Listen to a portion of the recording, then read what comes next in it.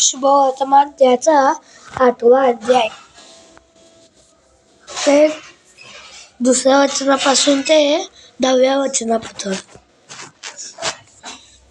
मला ह्या लोकांचा कळवळा येतो, कारण आज 3 दिवस ते माझ्याबरोबर आहेत व त्यांच्याजवळ खायला काही नाही.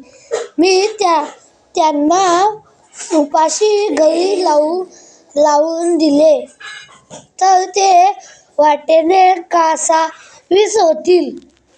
त्याच्यातील कित्येक तर दुरून आलेले आहेत. त्यांच्या शिष्यांनी त्याला उत्तर दिले, येथे अरण्यास हे तृप्त होतील इतक्या भाकरी कोठून आणाव्यात?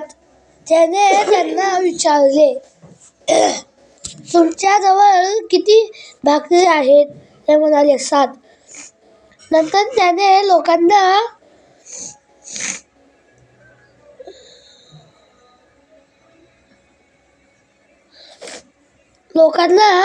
जमिनीतून जमिनीवर बसण्यास सांगितले.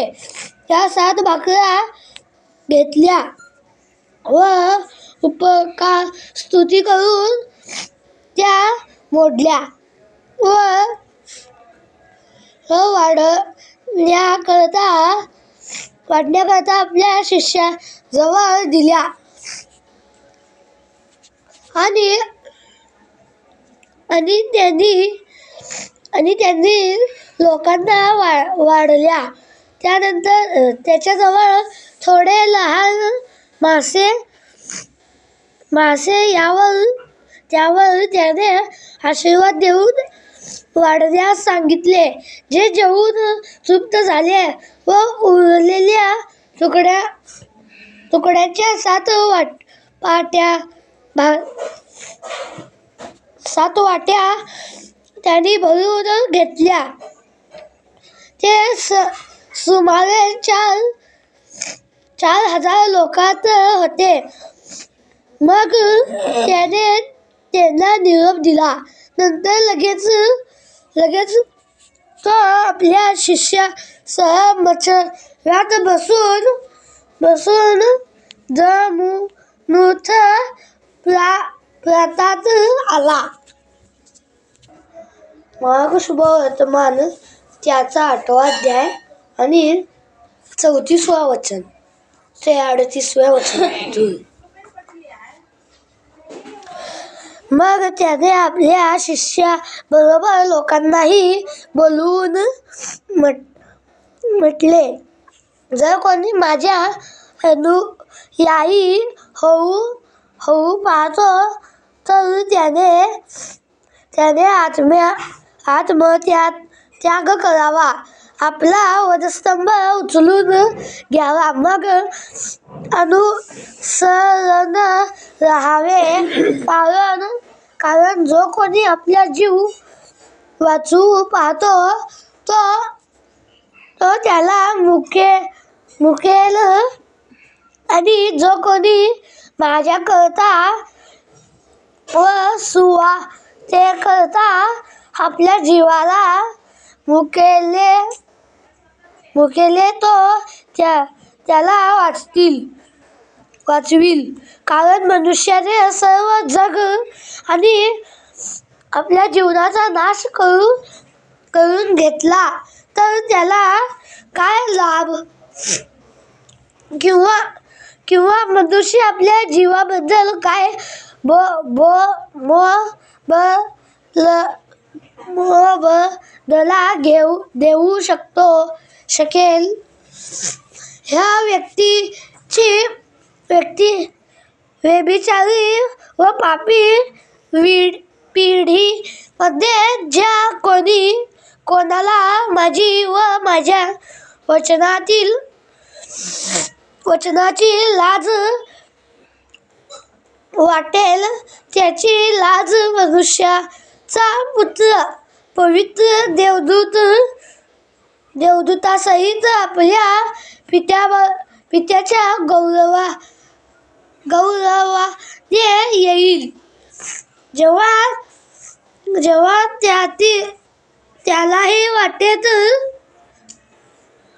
त्यालाही वाटेल लुकशुभ वर्तमान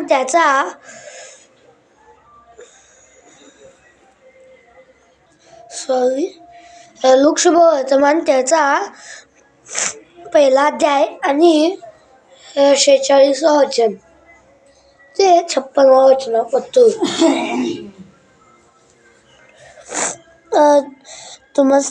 तुम्हासनी काय बाहेरचे आवाज येत असेल तर ती इग्नोर करून वचनांकडे ध्यान द्या. तेव्हा मरियम म्हणाली, माझा जीव प्रभूला थोर मानतो आणि देव जो माझा तारणारा त्याच्यामुळे माझा आत्मा उल्हास आहे. कारण त्याने आपल्या दासीस दैन्य व्यवस्थेचे अवलोकन केले आहे. पहा, आतापासून सर्व पिढ्या मला धन्य म्हणतील, कारण जो समर्थ आहे त्याने माझ्या करता महत्कृत्य केले आहे आणि त्याचे नाव पवित्र आहे. आणि जे त्याने भय धरतात त्याच्यावर त्याची दया पिढ्यानपिढी आहे.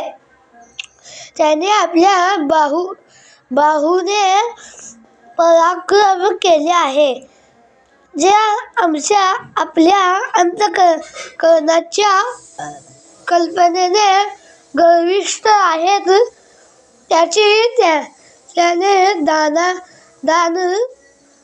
केली आहे.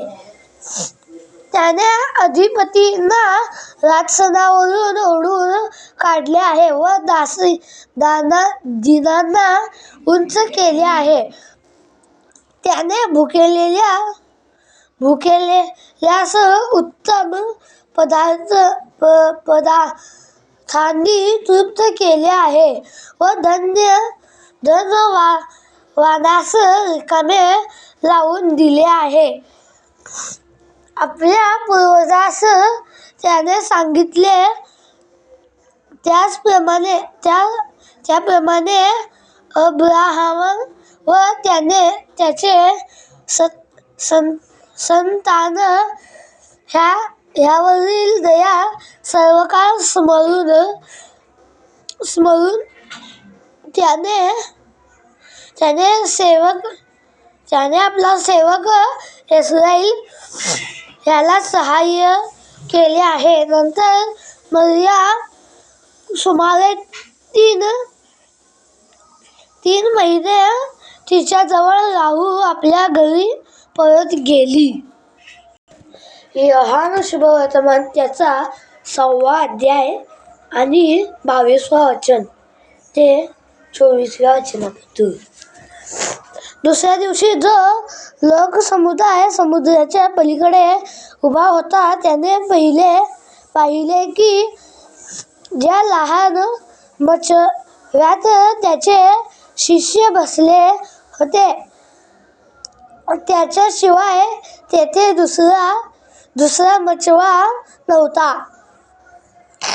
आणि येशू आपल्या शिष्याबरोबर त्या मचव्यात चढला नव्हता, तर त्याचे शिष्य मात्र निघून गेले होते. तरी जेथे प्रभूने आभार मानल्यावर त्यांनी भाकर खाल्ली होती त्या ठिकाणाजवळ तिबियाहून दुसरे लहान मचवे आले होते. तेथे येशू नाही व त्याचे शिष्यही नाहीत असे लोकसमुदायाने पाहिले. तेव्हा ते लहान मचव्यात बसून येशूचा शोध करत करहून आले. प्रेषित कृत्य त्याचा 2रा अध्याय 1 वचनापासून ते नवव्या वचनापत्र. नंतर पेंटेकॉस्ट म्हणजे 50वा दिवस. ते सर्व एकत्र जमले होते. तेव्हा अकस्मात मोठ्या वाऱ्याचा सुटका सारखा आकाशातून नाद झाला व ज्या घरात ते बसले होते ते सर्व त्याने भरले आणि वेगवेगळ्या होत असलेल्या अग्नीच्या जिभासारख्या जिभा त्यांना दिसल्या व प्रत्येकावर त्या एक अशा बसल्या. मी 3रा वचनपत्र वाचलं. त्याच्या पुढे तुम्ही कमेंट करून दाखवा. प्रभु की महिमा असो कि मैंने इतने अच्छे अच्छे वचन आपको सुना इसलिए. और सभी को प्रभु के नाम पे सलाम, शालोम आणि वंदन आलो. सभी को प्रभु की महिमा असो.